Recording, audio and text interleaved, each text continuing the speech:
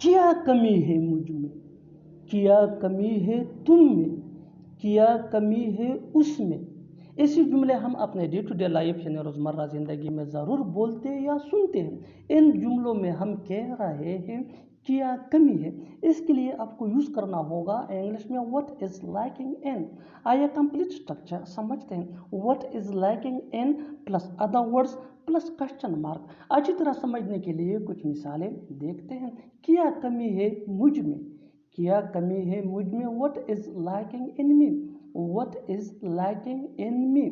क्या कमी है तुम में, what is lacking in you, what is lacking in you.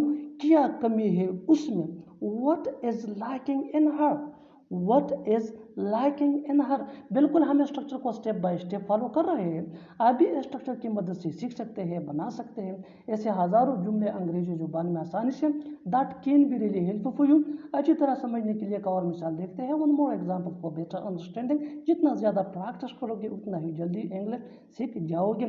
क्या कमी है हम में, क्या कमी है हम में। What is lacking in us, what is lacking in us. और आखिर में ये सेंटेंस आपके लिए, कमेंट सेक्शन में इसका जवाब ज़रूर देना। क्या कमी थी मुझ में, क्या कमी थी मुझ में। Subscribe to English page for more advance English sentence structure. Thanks.